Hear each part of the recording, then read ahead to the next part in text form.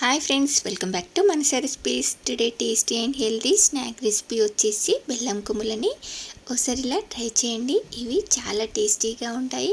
ఇవి ఈవినింగ్ స్నాక్స్గా కానీ స్నాక్స్ బాక్స్లోకి కానీ చాలా టేస్టీగా ఉంటాయి. పిల్లలకి హాఫ్ డేస్ మొదలైపోయాయి, అలాగే సమ్మర్ హాలిడేస్ కూడా రాబోతున్నాయి కదా. మరి పిల్లలు ఇంట్లో ఉంటే ఏదో ఒకటి తినడానికి అడుగుతూనే ఉంటారు కదా. ఇలా హెల్తీగా బెల్లం కొమ్ములను చేసి పెట్టారంటే వీటిని ఇలా డబ్బాలో స్టోర్ చేసుకుంటే పిల్లలకు నచ్చినప్పుడు ఇలా డబ్బాలో నుండి తీసుకొని తినేస్తారు. చాలా టేస్టీగా ఉంటాయి. వీటిని మీరు కూడా ఒకసారి ఇలా తప్పకుండా ట్రై చేయండి. మరి మీకు కూడా ఇవి ఇలా పర్ఫెక్ట్గా రావాలంటే వీడియోని స్కిప్ చేయకుండా చివరి వరకు చూసేయండి. మరి ఇప్పుడు లేట్ చేయకుండా చాలా టేస్టీగా యమ్మీగా బెల్లం కొమ్ముల్ని ఎలా ప్రిపేర్ చేయాలో చూసేద్దాం పదండి. వీటిని చేసుకోవడానికి ముందుగా ఇలా ఒక 2 కప్పుల గోధుమ పిండిని తీసుకుంటున్నాను. మీరు దీనికి బదులుగా మీరు మైదా పిండితో కూడా చేసుకోవచ్చు, కానీ గోధుమ పిండి హెల్దీ కదా. ఇప్పుడు దీనిలో ఒక 1/4 టీ స్పూన్ సాల్ట్, ఒక 2-3 టేబుల్ స్పూన్స్ నెయ్యిని యాడ్ చేసుకొని దీన్నంతా కూడా ఇలా బాగా కలిసేలా బాగా మిక్స్ చేసుకోవాలి. మీరు నెయ్యికి బదులుగా ఆయిల్ని ఒక 2-3 టేబుల్ స్పూన్ల ఆయిల్ని వేడి చేసుకొని యాడ్ చేసుకోండి.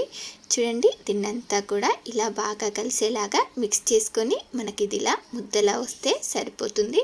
ఇప్పుడు దీనిలోకి కొంచెం వాటర్ని యాడ్ చేసుకుంటూ దీన్నంతా కూడా బాగా మిక్స్ చేసుకోవాలి.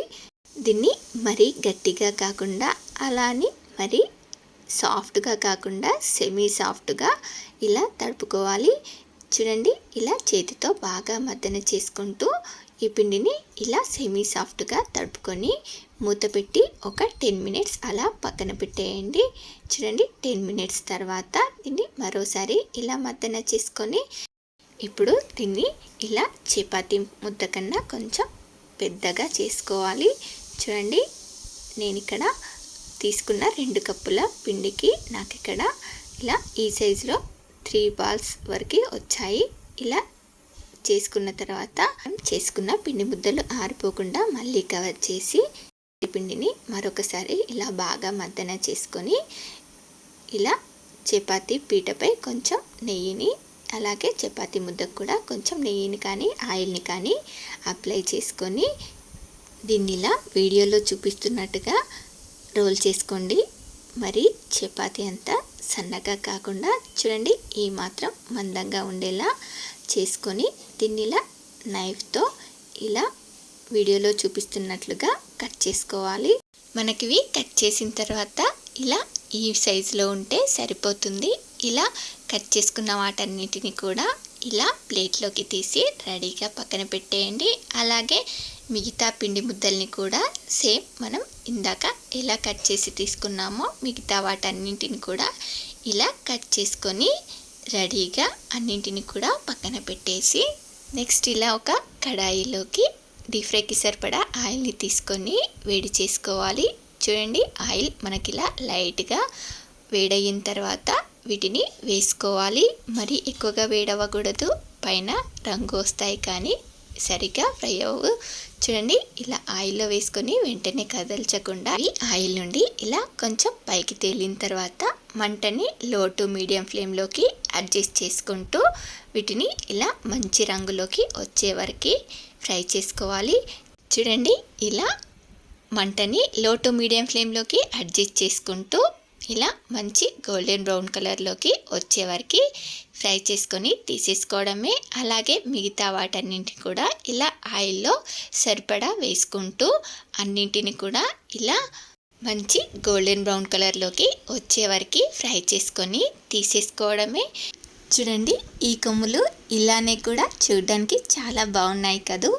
ఇలా చప్పటివి ఇష్టపడే పిల్లలకి ఇలా కూడా చాలా ఇష్టంగా తినేస్తారు. నెక్స్ట్ స్వీట్ కోసం ఇలా 1.5 కప్పు బెల్లంని కానీ మీరు కావాలంటే షుగర్ని కూడా యాడ్ చేసుకోవచ్చు. అలాగే ఒక 1/2 కప్పు వాటర్ని యాడ్ చేసుకొని బెల్లంని కరిగించుకొని పాకం పట్టుకోవాలి.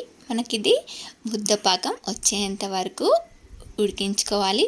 చూడండి, ఇప్పుడు దీనిలోకి బెల్లం కరిగిన తర్వాత ఒక 1/2 టీ స్పూన్ ఇలాచీ పౌడర్ని యాడ్ చేసుకొని దీన్నంతా కూడా ఇలా బాగా మిక్స్ చేసి మనకు ఇది 1-2 నిమిషాల తర్వాత ఇలా చెక్ చేసుకుంటే చూడండి మనకు పాకం వచ్చిందో లేదో తెలిసిపోతుంది. చూడండి ఇది ఇంకాస్త రావాలి.